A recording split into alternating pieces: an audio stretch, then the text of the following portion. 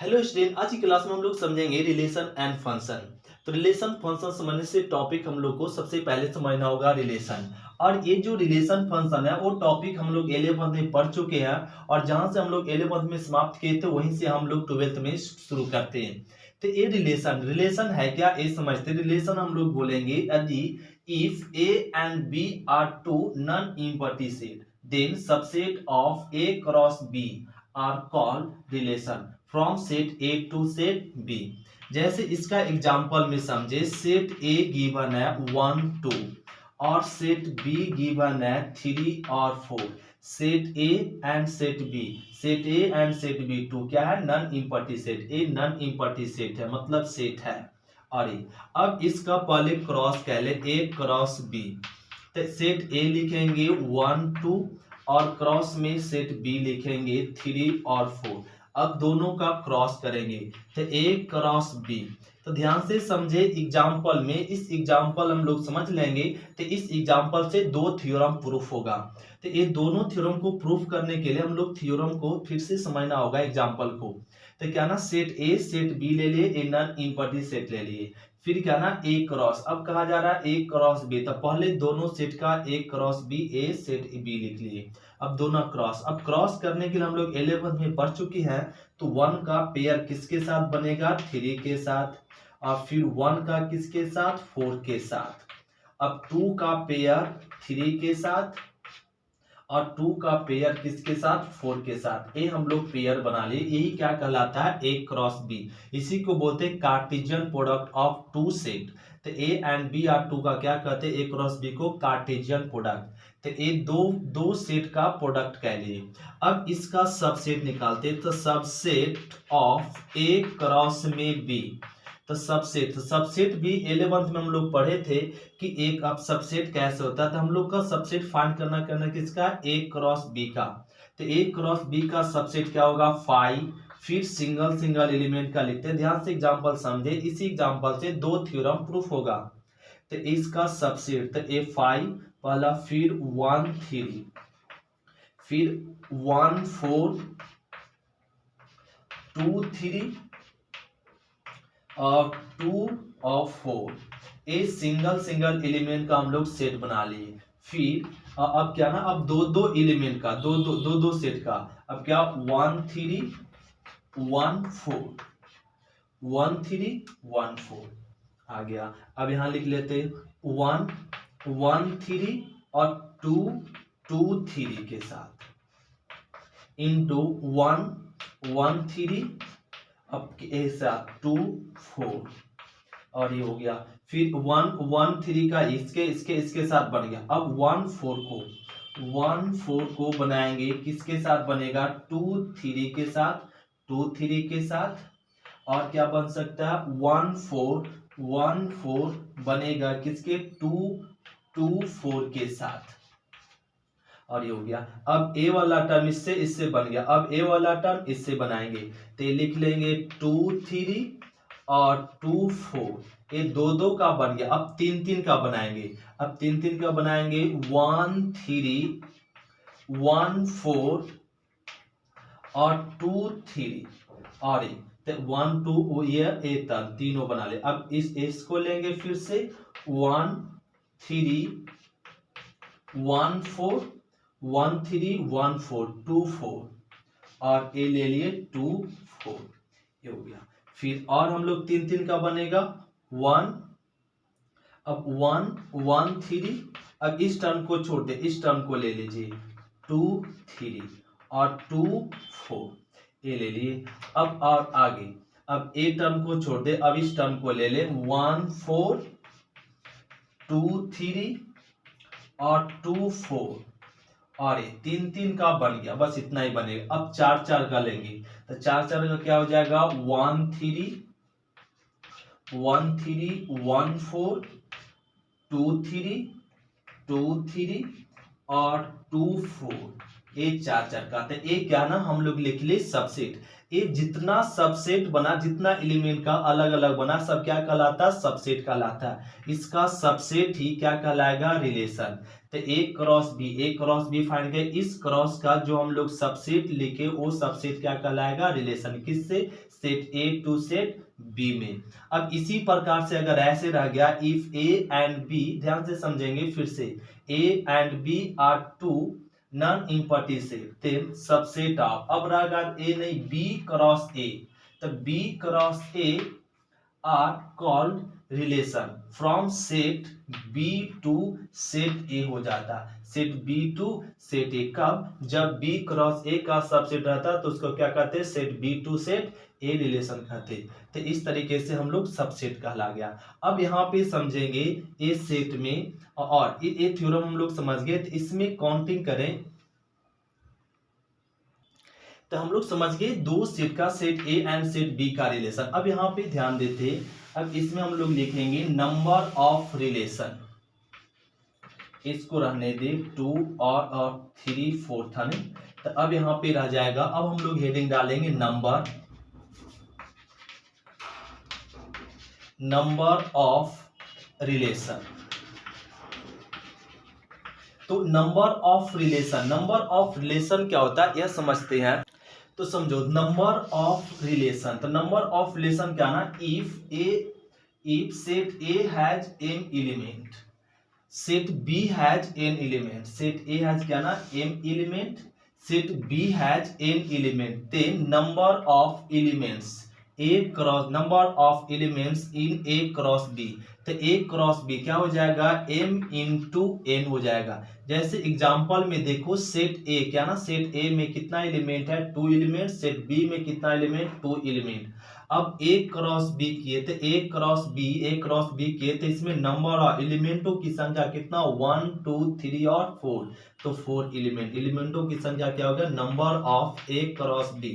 तो number of A cross B क्या find हो गया, 4। यहाँ पे थ्योरम प्रूफ हुआ क्या ना, कि सेट ए में n एलिमेंट और सेट बी में n एलिमेंट, सेट ए में m एलिमेंट और सेट बी में n एलिमेंट, तो number of A cross B, तो number of element in A cross B क्या हो जाएगा, m इंटू n, तो ए हो गया एग्जांपल। जैसे इसी में हम लोग समझेंगे, अब and number of relation from set B to set A, तो हो जाएगा 2 पर पावर m इंटू n। तो इसमें अगर element number of elements in A cross B पूछेगा तो m इंटू n हो जाएगा। अगर number of relation from set A to set B, set A से सेट बी में रिलेशन की संख्या पूछे तो क्या हो जाएगा, 2 पर पावर m इंटू n। जैसे एग्जांपल में समझे तो यह भी सेट ए में क्या ना 1 2 था और सेट बी में क्या ना 3 और 4, ए सेट बी में एग्जांपल लिए। अब दोनों का क्रॉस करके जो सबसेट निकला तो कितना एलिमेंट निकले, यहाँ पे देखे 1 2 3 4 5 6 7 8 9 10 11 12 13 14 15 और 16, ये निकल गया। तो इसमें नंबर ऑफ रिलेशन, तो इसको 16 है, जैसे प्रूफ कर सकते हैं। तो इसमें नंबर ऑफ एलिमेंट कितना, 2 एलिमेंट, इसमें भी कितना है, 2 एलिमेंट। तो यहाँ पे m इक्वल टू क्या हो जाएगा, 2 और n इक्वल टू 2। तो इसमें फॉर्मूला रख देंगे 2, n के जगह पे 2 और m के जगह पे भी 2, m बराबर 2 और n बराबर 2, तो 2 पर पावर 4, 2 पर पावर मतलब 16। तो अगर हमें डायरेक्ट सेट गिवन हो और उस सेट से कह दे रिलेशन की संख्या बताइए, नंबर ऑफ रिलेशन, तो हम लोग क्या करेंगे, सेट ए के एलिमेंट और तो ये 4 सूत्र यूज कर लेंगे, क्या 2 पर पावर m इंटू n। ए थ्योरम से क्या हुआ, प्रूव्ड हुआ। तो 2 क्वेश्चन यहाँ पे मिल गया कि सेट ए, तो रिलेशन की संख्या में क्या क्या पूछ सकता है, यदि सेट ए में m एलिमेंट और सेट बी में n एलिमेंट, तो number of elements in A cross B, तो m इंटू n, और number of relation from set A to set B, तो 2 पर पावर m इंटू n। ये हो गया हम लोग का नंबर ऑफ रिलेशन। जैसे समझो अब क्या कहना है, फिर से हम लोग ध्यान देंगे, सेम टू सेम पॉइंट उसी को समझेंगे, रिलेशन ऑन अ सेट। अभी 2 सेट पे रिलेशन समझे, set A and set B पर। अब क्या ना सिंगल एलिमेंट पे, तो रिलेशन ऑन अ सेट, तो एक सेट पे रिलेशन, तो रिलेशन ऑन अ सेट, तो if A is any set then subset of A cross A are called relation on set A. जैसे एग्जांपल में यहाँ पे समझेंगे, फिर उसी प्रकार से है। सेट ए गिवन है, यहाँ पर ए और बी ले लिए, और अब इसका ना हम लोग क्रॉस करेंगे ए क्रॉस ए, क्योंकि ए क्रॉस ए तो ए क्रॉस ए, तो ए क्रॉस ए क्या हो जाएगा, ए बी और इनटू में ए बी, ए दोनों सेट, सेट ए लिख दिए और क्रॉस सेट ए फिर से लिख दिए। अब इसका क्रॉस करो, तो क्रॉस करेंगे क्या आ जाएगा, ए फिर ए बी, फिर अब बी ए और बी बी, ए हो गया क्या ना, ए क्रॉस बी। अब इसका जो सबसेट फाइंड करेंगे वह सबसेट क्या कहलाएगा, रिलेशन कहलाएगा। तो सब set of A cross A, तो सबसेट ऑफ ए क्रॉस हम लोग लिखने के लिए सीख चुके हैं। पहले क्या लिखेंगे, 5, फिर सिंगल सिंगल एलिमेंट, फिर डबल डबल एलिमेंट के साथ, फिर ट्रिपल के साथ, फिर 4 एलिमेंट के साथ। इस तरीके से हम लोग क्या लिखते हैं, सबसेट। तो ए आपका इस ए क्रॉस ए का सबसेट क्या कहलाएगा, रिलेशन कहलाएगा। जैसे एग्जांपल में हम लोग समझते हैं, जैसे ए तो सबसेट हो गया। अब यहाँ पे पूछ दिया जाए, जैसे यहाँ पे ध्यान दो, एक पॉइंट में number of relation,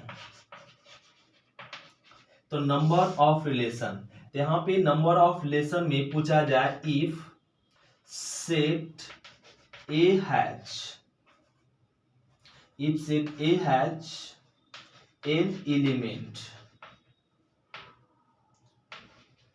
n elements, then number of a cross a, the number of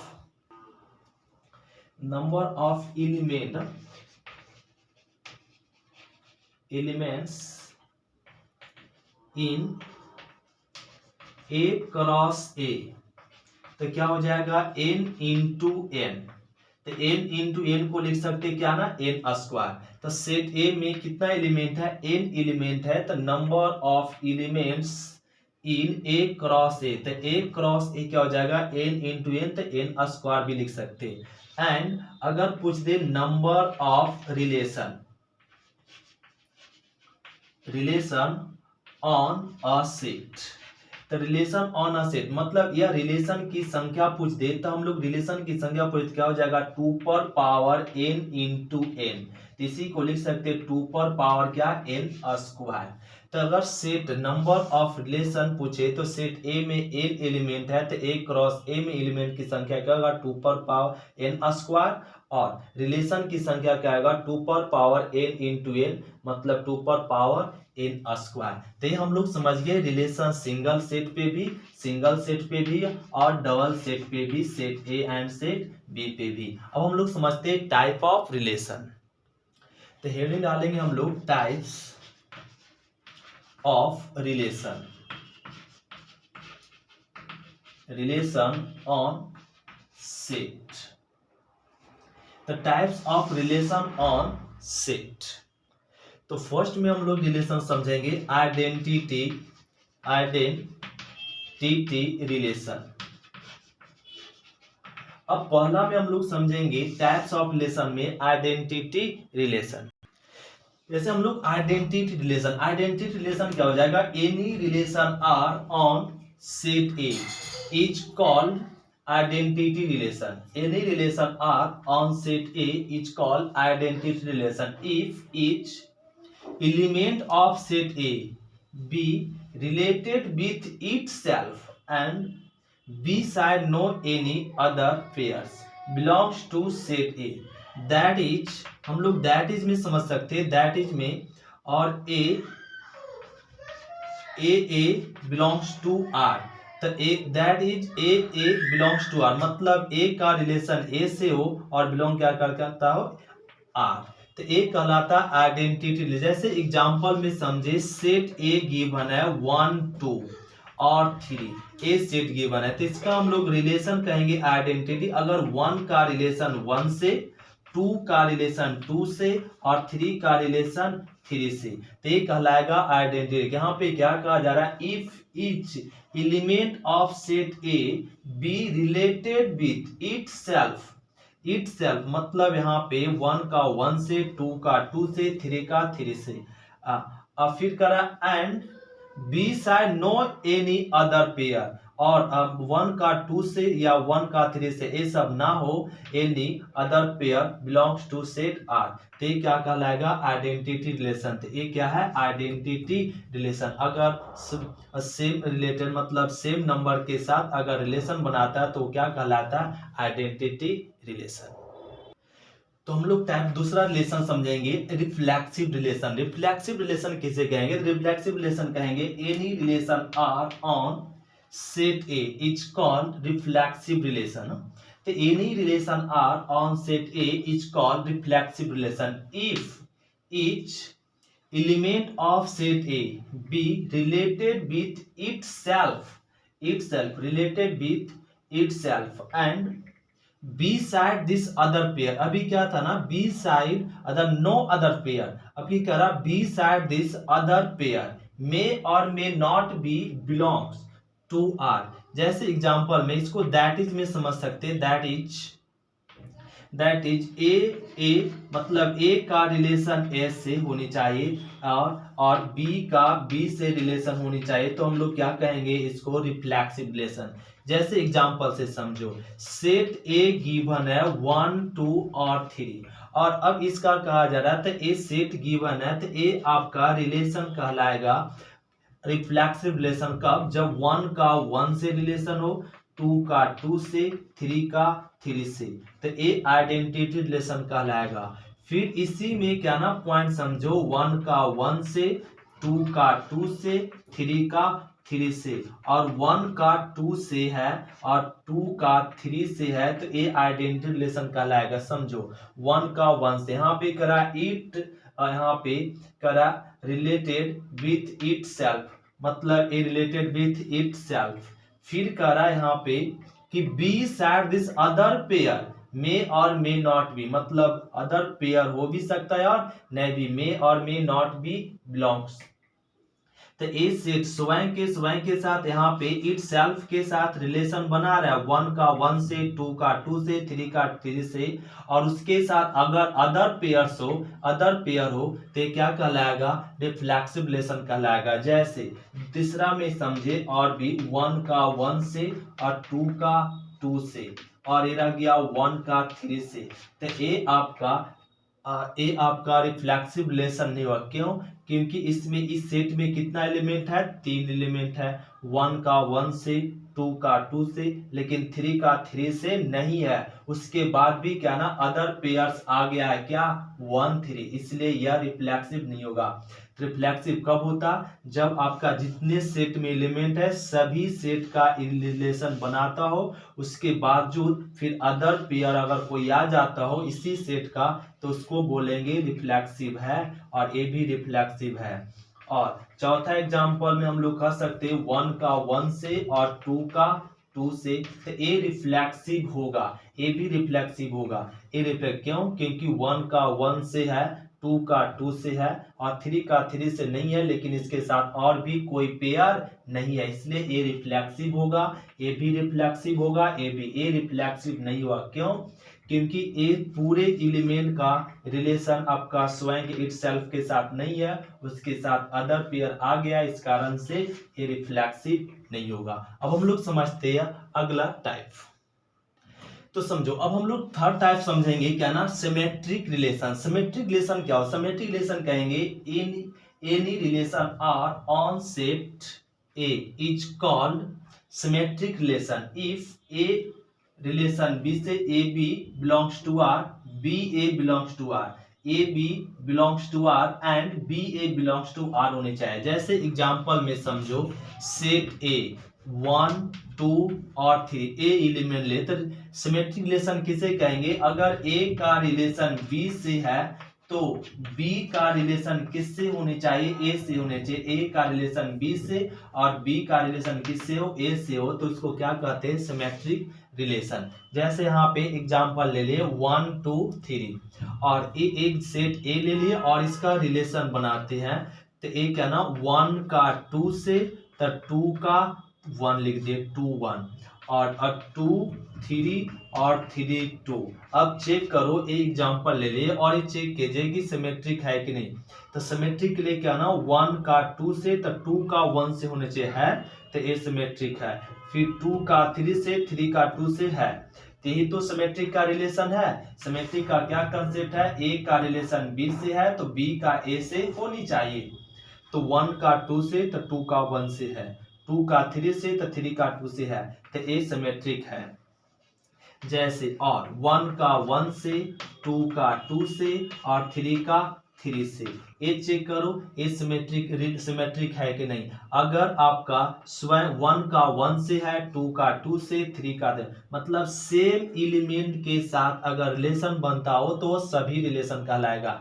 identity relation भी कहलाएगा, रिफ्लेक्सिव भी कहलाएगा और सिमेट्रिक भी कहलाएगा, तीनों रिलेशन कहलाएगा। तो ए 1 का 1 से है, 2 का 2 से है, 3 का 3 से है, तो सिमेट्रिक रिलेशन कहलाएगा, ये भी सिमेट्रिक है। और अगला चलते हम लोग यहाँ पे और भी एग्जांपल समझो। और 1 का और 2 से और 2 का 3 से और 3 का 2 से है। और ये अब चेक कीजिए ये सिमेट्रिक है कि नहीं।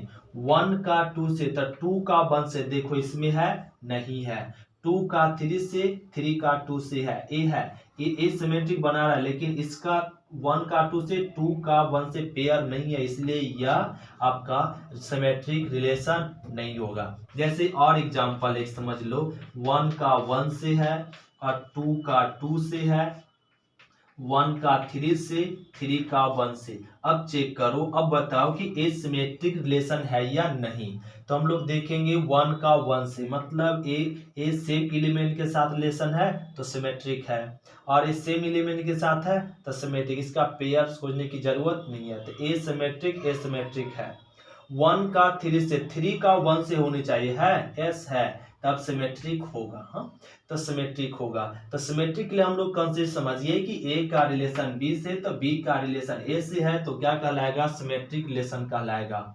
अगर यहाँ पे सेम के साथ, अगर सेम ही एलिमेंट के साथ रिलेशन बनाता हो, सिमेट्रिक भी होता है, आइडेंटिकल भी होता है और ट्रांजिटिव भी होगा। तो हम लोग टाइप ऑफ फोर्थ समझते हैं। जैसे हम लोग समझेंगे ट्रांजिटिव रिलेशन। ट्रांजिटिव रिलेशन किसे कहेंगे, any relation R is called relation. Transitive relation क्या कहलाएगा, transitive relation. If second component of any order pair do not present again in any other order pair has first component or any relation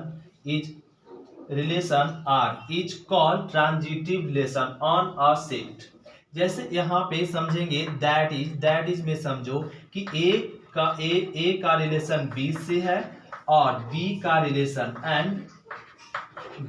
relation सी से है। तो B का relation ध्यान से समझेंगे, ए का रिलेशन बी से एंड बी का रिलेशन सी से, तो then a relation C belong करनी चाहिए। ए का रिलेशन बी से तो बी का रिलेशन सी से है, तो देन ए का रिलेशन क्या ना सी से होनी चाहिए, तो क्या कहलाएगा, ट्रांजिटिव रिलेशन। या ए भी हम लोग समझते हैं कि ए का रिलेशन बी से और बी का रिलेशन और किसी से नहीं है, तो हम लोग ये भी कह सकते हैं क्या, ट्रांजिटिव रिलेशन है। जैसे एग्जांपल में हम लोग समझे ए बराबर, अब यहाँ पे दिया हुआ है 1 और 2 3, अब इसको कह दे इसका ट्रांजिटिव रिलेशन का एग्जांपल दीजिए, तो ये लिख सकते हैं 1 2 और 2 3 और 1 3। तो एक ट्रांजिटिव रिलेशन है, क्यों, क्योंकि ट्रांजिटिव रिलेशन चेक करने के लिए क्या ना, 1 का रिलेशन 2 से, तो 2 का देखो 3 से है, एस 2 का रिलेशन 3 से है, ये दो और पेयर बन चुका है, तो थर्ड पेयर होनी चाहिए क्या ना, 1 का रिलेशन किससे, 3 से, 1 का रिलेशन 3 से एक पेयर मैच किया और ये वाला, तो कह देंगे ये क्या है, ट्रांजिटिव रिलेशन है। जैसे और भी सेकेंड एग्जाम्पल में हम लोग समझेंगे 1 का 1 से और 2 का 2 से और 3 का 3 से है, और साथ में 1 का रिलेशन 3 से है और 3 का रिलेशन और टू से है तो वन का रिलेशन किससे होनी चाहिए, टू से होनी चाहिए। तो ट्रांजिटिव देखिए ना, वन का वन से मतलब सेम एलिमेंट का रिलेशन सेम एलिमेंट से है तो ट्रांजिटिव होगा। सेम का सेम से ट्रांजिटिव है, सेम का सेम से ट्रांजिटिव। अब देखो वन का रिलेशन थ्री से था, थ्री से कहीं रिलेशन शुरू हो रहा है, यस हो रहा है। थ्री का रिलेशन टू से, तब थर्ड होनी चाहिए वन का किससे, टू से। तो वन का टू से है तो ट्रांजिटिव कहलाएगा। तो फिर से समझे, अगर आपका सेम का रिलेशन सेम एलिमेंट का रिलेशन सेम से हो तो क्या ना आइडेंटिकल भी रिलेशन कहलाएगा, रिफ्लेक्सिव भी, सिमेट्रिक भी, ट्रांजिटिव। मतलब सभी रिलेशन कहलाता है कब, जब स्वयं के साथ रिलेशन बनाता हो तब। तो ट्रांजिटिव के लिए समझ गए, ट्रांजिटिव के लिए तीन कंडीशन में अगर ये दो कंडीशन है तो थर्ड कंडीशन होनी चाहिए, तभी कहेंगे क्या, ट्रांजिटिव रिलेशन है। जैसे एग्जांपल, एक और एग्जांपल में समझो, वन का थ्री से है और थ्री का ले ले यहाँ पे, जैसे में वन का टू का वन से है, टू का रिलेशन वन से है और वन का रिलेशन थ्री से है, तो टू का रिलेशन किससे होनी चाहिए, थ्री से होनी चाहिए। और यहाँ पे दिया हुआ थ्री का रिलेशन टू से। तो अब चेक करो ट्रांजिटिव यह है कि नहीं। तो ट्रांजिटिव के लिए देखेंगे वन टू का रिलेशन वन से, तो वन से कोई रिलेशन शुरू हो रहा है, यस वन का रिलेशन किससे, थ्री से। तब थर्ड रिलेशन क्या चाहिए, टू का रिलेशन थ्री से। तो टू का नहीं है, किससे, थ्री का रिलेशन टू से। तो ये हमें क्या होनी चाहिए, टू का रिलेशन थ्री से। ए बिलोंग इसमें नहीं कर रहा, इसलिए ये आपका ट्रांजिटिव रिलेशन नहीं हुआ। क्यों, क्योंकि वन का टू से, टू का वन से है और वन का थ्री से है। तो हमें क्या रिलेशन चाहिए, टू का थ्री से। टू का थ्री नहीं है, इसलिए ट्रांजिटिव रिलेशन नहीं होगा। तो हम लोग समझ गए क्या ना, आइडेंटिकल रिलेशन, रिफ्लेक्सिव, सिमेट्रिक और ट्रांजिटिव रिलेशन समझ गए। अब एक लास्ट हम लोग रिलेशन समझते, इक्विवेलेंस रिलेशन। तो हम लोग समझेंगे इक्विवेलेंस रिलेशन। इक्विवेलेंस रिलेशन किसे कहेंगे, any relation R is called equivalence relation if reflexive, symmetric and transitive. तो इक्विवेलेंस रिलेशन किसे कहेंगे, इक्विवेलेंस रिलेशन कहेंगे यदि रिलेशन रिफ्लेक्सिव भी हो, सिमेट्रिक भी और ट्रांजिटिव तीनों रिलेशन हो तो वो क्या कहलाएगा, आइडेंटिकल इक्विवेलेंस रिलेशन। जैसे एग्जांपल में यहाँ पे समझ ले, सेट ए 1 2 और 3 ए दिया हुआ। अब इसको कर दो, बताओ कि ए आपका इक्विवेलेंस रिलेशन है कि नहीं। तो इक्विवेलेंस रिलेशन के लिए क्या होनी चाहिए कि रिफ्लेक्सिव भी होनी चाहिए, सिमेट्रिक भी होनी चाहिए और ट्रांजिटिव तीनों रिलेशन हो तो क्या कहलाएगा, इक्विवेलेंस रिलेशन। तो सेट ए दिया हुआ, तो एग्जांपल ले लें 1 1 2 2 और ए 3 3।